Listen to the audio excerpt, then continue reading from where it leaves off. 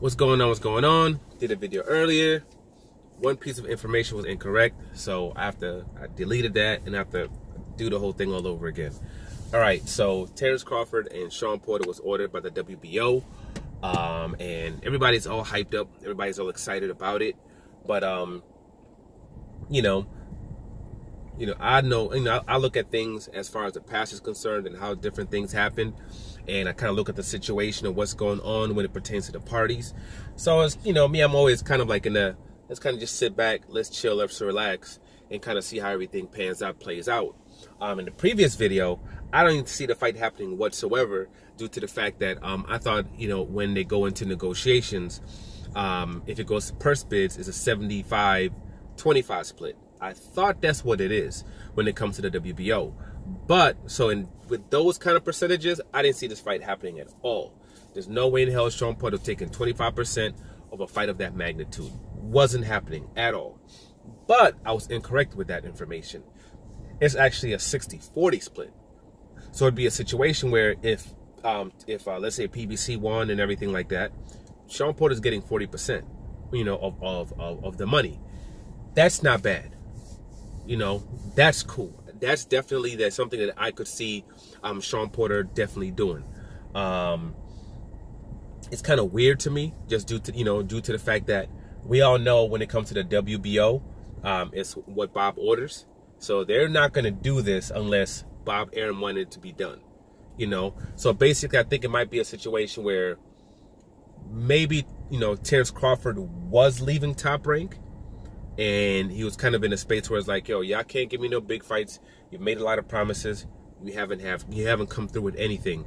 Where if, let's say, they come through with something of this right now, then he might re-sign with them. I think it might be a situation where they're like, all right, we're not going to keep him. He's not going to stay here.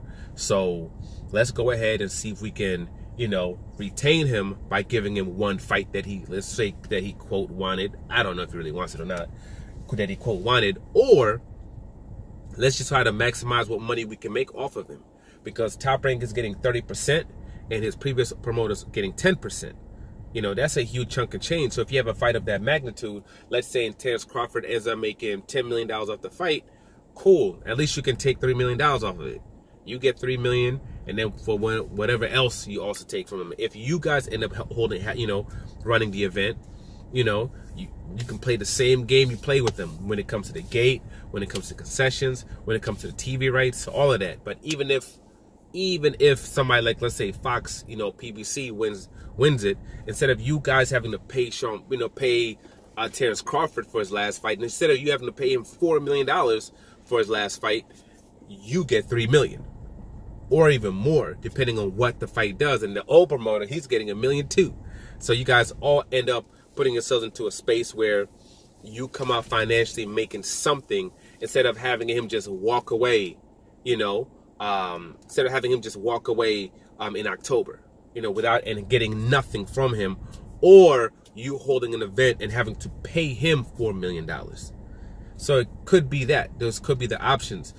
My only thing is that, we've seen Terrence Crawford get on line since then, all hyped up, talking about, oh, one of these guys is now going to be forced to fight me, which sounds so moronic, just due to the fact that we all know Bob Arum has said on multiple occasions that he was not paying for that fight. He said the most that he would have put up for that fight is $1 million. That's what Bob Arum said. Made zero attempt to make any kind of offer to Ugas, okay, and made Danny Garcia a super lowball offer for his fight. We all know this. And then Terrence Crawford is the same person when Shawn Porter's like, yo, what's going on? I want to fight you next. This is the same guy that was talking about how, oh, sit back and stand by. I have other plans. There's other things that I'm trying to do. These are the things that he was saying. Now all of a sudden it's, oh, they're going to be forced to fight me and on at ESPN. As if the bout's going to be on ESPN. As if his promoter's actually going to, vest the funds to get Shawn Porter to come over there all of a sudden now. As if he's going to do that all of a sudden now. But hey, maybe he will be willing to do that if Terrence Crawford signs an extension, which would be moronic to do. It would be moronic for Terrence Crawford to do this fight, period. It's stupid. Why would you do a fight of that level and have your promoter Top Rank make 30% off of you, and the other old promoter make 10% off you. The biggest fight of your career, and all these other entities are going to end up taking 40% of it. For all that, you might as well say F you. Let the belt go. Let the belt go.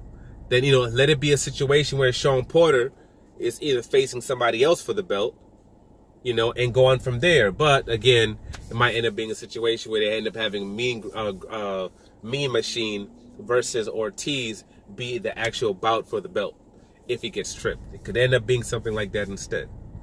You know, could end up, so, you know, there's a possibility that he could end up leaving without the belt. But at the end of the day, he'd be better off leaving without the belt anyway. Better off leaving without the belt and taking your tail up to a place like PBC, you know, where they have 3 belts over there, where you can end up fighting like a Earl Spence in a big, huge bout. Because F the belt, people want to see who's the best when it comes to you too. So even if it's not for undisputed, it's still 2 of the best guys in the division facing each other, where then you're able to take, you know, get a substantial amount of, you know, what's called money, you know, from the event without these 2 promoters taking all these funds from you. You know, even let pass by, let Sean Porter fight whoever he's fighting, maybe sign with Al Heyman, you know, take 1 fight to knock the rust off or whatever, and after that you can go into a Sean Porter fight. Or if Earl Spence willing to fight you, you can go straight into an Earl Spence fight. Regardless, you can still be a big player. There'd still be 3 belts even if Earl Spence moved up. You have Sean Porter, who has a belt. You're going to have Ugas, who now would be the full champion, so you'd be able to face him. And you also have, who else would you be able to fight? Ennis is coming up. He'd be probably IBF champion. I'm sure they would push him towards that, you know, direction, because people have this weird assumption that once, you know, Earl Spence leaves, that somehow Terrence Crawford, if he's in Top Rank, he's going to be maneuvered in order to, you know, be able to get these other belts. It's not going to happen. He's going to have to go through some fire in order to get those belts. Some fire. And with the people who are going to have them, Top Rank is not going to pay for those fights either. It's going to be the same exact thing. All that's going to happen is probably someone like like Ennis is going to end up being the big star at 147 pounds, and Terrence Crawford is still going to be the secondary guy. You know, because Ennis is going to fight Sean Porter in the unification. He's going to end up fighting Ugas probably in the unification. He's probably going to end up fighting someone like Keith Thurman. He's going to have all these other bouts that are going to start happening at the 147 pounds that pertain to the PBC fighters. And Terrence Crawford will still be on the side talking about, oh, no one wants to fight me. No one wants to fight me. So, you know, not sure what's exactly going to happen when it comes to this. That 60-40 definitely does change things. But I do know Sean Porter was already, I think even he was already in training, and I know they already kind of had something already set up for him coming up. So I don't know how that's going to work, if they're going to put that to the wayside and try to do this deal, negotiate and do this 1-fight deal, and get this fight. Because I don't see Top Rank, I don't see ESPN putting up any kind of major money. And I know this would be the type of bout where PBC would try to do everything that they can to have control of the bout. You know, they want to have full control of it to give their fighter the absolute best chance he can at winning this bout without no funny business on the side. You know, without having to worry about sending him out there and all that BS. And this is not one of those fights where you do some kind of dual thing between ESPN and none of that. You say, yo, we can't negotiate, can't come with a deal. Cool. You're either going to guarantee our guy this amount of money, which I know would be high, probably have to be like $7 million, because just due to the fact that with someone like Top Rank, with someone like Bob Arum, there's always issues with them giving you the money they're supposed to give you. When it comes to the gate, when it comes to the concessions, when it comes from the pay-per-views, it's very difficult to deal with them. So it's a type of situation where I'm like, you know what? Let's just go straight to purse bid, so we can put ourselves into a space where we're in control of everything, and we know our fighter's going to get everything that he wants and everything that he deserves without having to go through litigation or other BS in order to get his funds later on. You know, so I guess we'll kind of sit back, we'll wait, and we'll see what happens. I don't see this fight happening. I just say straight up. But one of the situations where I hope I'm 100% wrong. Hope I'm 100% wrong.